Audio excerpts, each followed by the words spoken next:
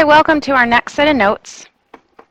These notes are called Factoring Trinomials, and our trinomials are all going to be quadratic functions. And so to start this one out, we're going to go ahead and write the standard form for a quadratic function. The standard form is ax squared plus bx plus c. So again, that is the standard form for a quadratic function.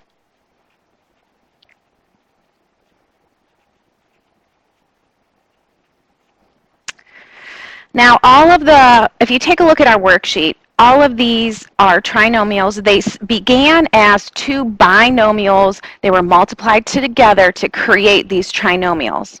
We're factoring, okay? Remember, factoring is a process of undoing.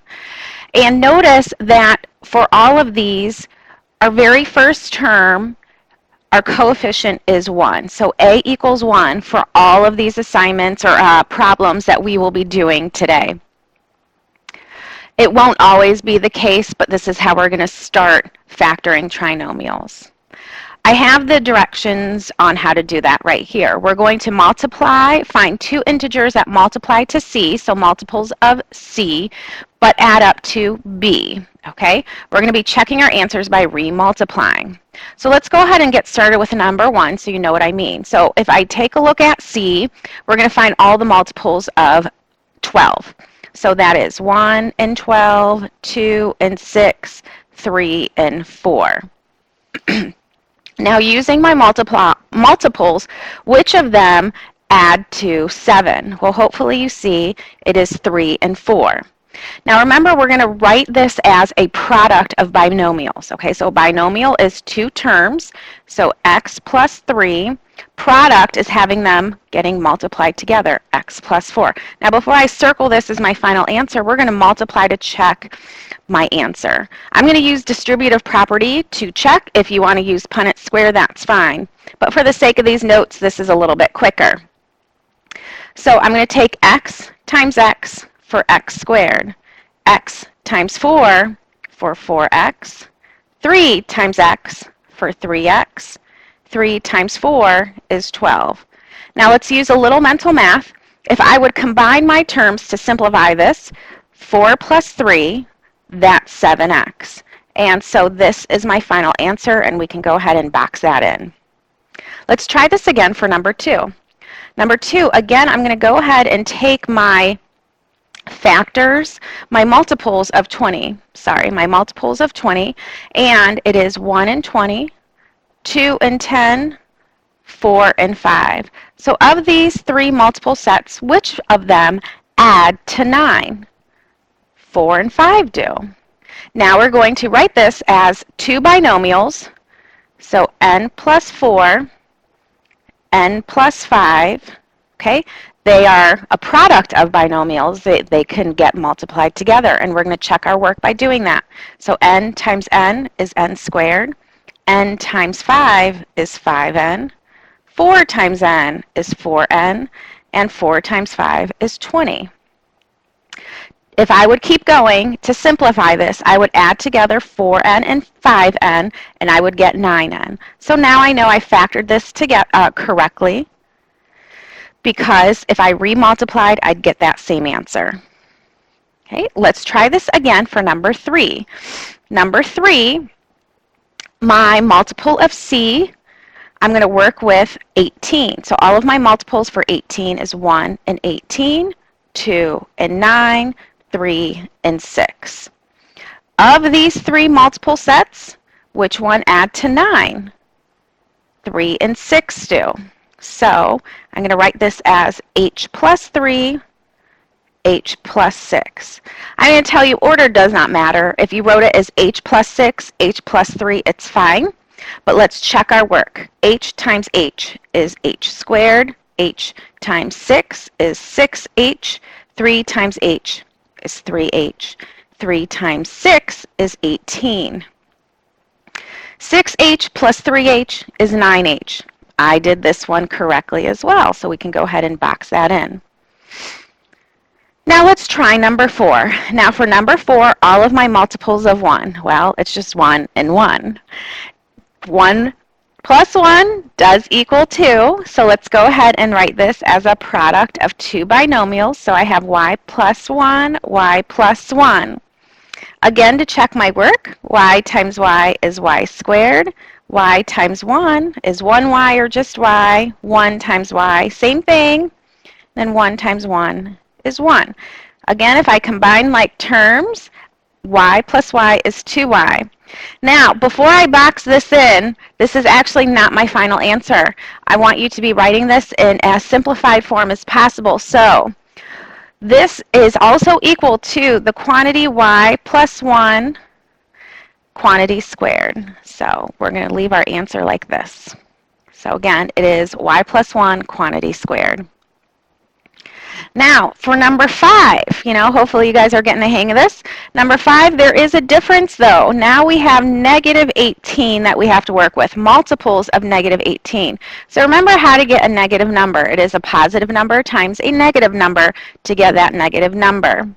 So when I think of my multiples, they are going to be either plus or minus 1, plus or minus 18, plus or minus 2, plus or minus 9, positive or negative 3, positive or negative 6. Now again, I need to think of my multiples. When I add and subtract these together, I have to make sure that I get a positive 3n, but again, when I multiply, I get a negative 18. So I see that I could work with a positive 6 and a negative 3, okay? So I'm going to go ahead and write that out. So n minus 3 times n plus 6. Now let's check my work. So n times n is n squared. N times 6 is positive 6n. Negative 3n times n, negative 3 times n is negative 3n. Negative 3 times 6 is negative 18. If I would combine my terms to keep simplifying, 6n minus 3n is positive 3n. I have that negative 18, and so this is my final answer. Now for number 6. Same thing, now I'm working for and looking for multiples of negative 8. So it's going to be positive or negative 1, positive or negative 8, positive or negative 2, and positive or negative 4. So again, I have to find a multiple set that will add to 2. So in this case, it'll be positive 4 and a negative 2. I can write this as x minus 2 times x plus 4. Again, order does not matter. I could always write it as x plus 4 times x minus 2, just, showing you. But again, let's check the work. So x times x is x squared.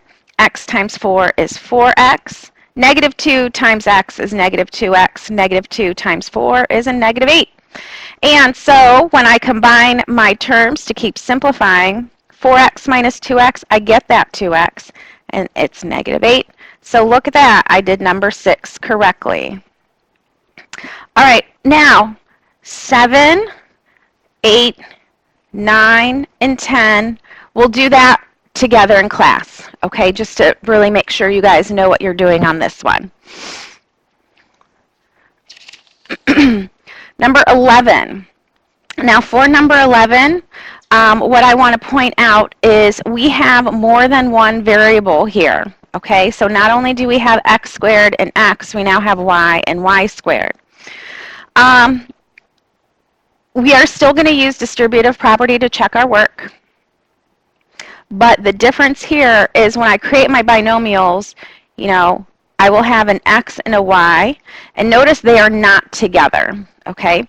So I know that this is still a 1x squared, so I'll have 1x, 1x. But this is 42y squared, so I'm going to have a different coefficient in front of each of those y's. Now, when I write down all my my multiples for 42, I only need to worry about positive numbers because both of these terms, b and c, are positive. So when I write these out, I'm going to think I have 1 and 42. I know 2 goes in, so it's going to be 2 and 21. 3, remember 4 plus 2 is 6, so I know it's a factor of 3. 14, and then there's 6 and 7. And so of these 4 multiple sets, 6 and 7 add to get me 13. So I'm going to write x plus 6, x plus 7. And again, we're going to check the work. So x times x is x squared. X times 7y is 7xy. 6y times x is 6xy. Again, remember to write your variables in alphabetical order. And then 6y times 7y, I get 42y squared. Okay, when I combine and I keep simplifying, I get 13xy. So I know that I did this right. I know that I set my variables up correctly in these binomials.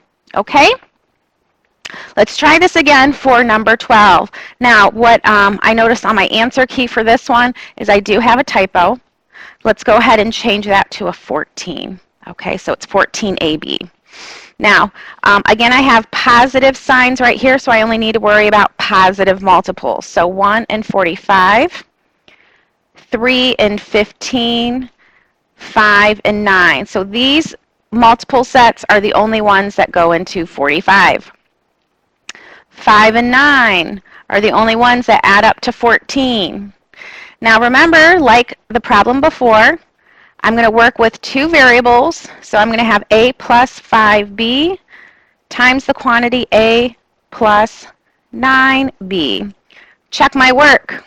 A times a is a squared. 5b times a is 5ab. Again, write it in alphabetical order. I kind of skipped around, sorry. A times 9b, 9ab, and then 5b times 9b is 45b squared. When I combine my middle terms to keep simplifying, 5ab plus 9ab is 14ab. So I did this one right. We'll do 13 and 14 together next time in class. Let's flip your paper over. And so this is more factoring, but this is now called multi-step factoring. And so for these problems, what we're going to do is we're going to look for a GCF first, then factor the trinomial. So let's take a look at, I know it shouldn't be 19, but it's 19. 4, 12, 8, my GCF is actually 4. So I'm going to go ahead and factor out a 4. Then I'm left with n squared plus 3n plus 2. And so now I'm going to work with the trinomial inside parentheses. I'm going to think of factors of c, which in this case is 2. There's only one multiple, which is 1 and 2. Now, when I rewrite my answer as a product of 2 binomials, my GCF is going to get dropped down. So it's going to be n plus 1 times n plus 2. To check my work, n times n is n squared. N times 2 is 2n. 1 times n is n, and 1 times 2 is 2. 2n plus n is that 3n. 1 times 2, or that 2, is still right there. If I would redistribute this 4, I would end up where I started. So this problem is now factored completely. So you'll start hearing that in the directions, factored completely. So factor out any GCF and then keep going from there when you can. Okay, let's go ahead and try 20. So for 20, same thing, let's look for a GCF. Looking at all 3 terms, 2 is a factor of all 3. So I have x squared minus 4x minus 12. Now, the factors of negative 12 that add to negative 4. So now I'm working with negative again. So when I list my multiples, they are positive and negative. So positive and negative 1 and 12. We have 2 and 6. And 3 and 4. Again, remember we're looking at the C that was factored, not the original. Now, for this one, to get that negative 4, it's going to take a negative 6 and a positive 2. Okay? So, again, drop down your GCF for your final answer. It's going to be x minus 6 times x plus 2. Check my work real quick. X times x is x squared. X times 2 is 2x. Negative 6 times x is negative 6x. Negative 6 times 2 is negative 12. When I combine my terms, I get negative 4, which is right here. If I would redistribute the 2, I would get the 2x squared minus 8x minus 24. So again, with this factoring, it was a process of undoing, and it worked. All right, the last one that I'm going to do for you on this video is number 21, and then the rest we'll do together in class. So for 21, my GCF is 3. I'm going to factor out a 3. Then I'm left with y squared minus 5y plus 4. Now, even though I have a positive c, my b is negative. So that means that it's going to be a negative times a negative to get that positive, but it's going to be a negative plus a negative to get that negative 5. So my multiples are going to be negative 1, negative 4, negative 2, and negative 2. And the only ones that add together for negative 5 are right here. So my answer is going to be 3y minus 1 times y minus 4. There we go. Check my answer real quick. Y times y is y squared. Y times negative 4 is negative 4y. Negative 1 times y is negative y. Negative 1 times negative 4 is a positive 4. Now looking back to where we started, I can get there. I can combine these two terms, my y's, and get negative 5y, and then I have the positive 4. If I would redistribute that 3 back where I started. Okay, that's it for these notes. I'll see you next time.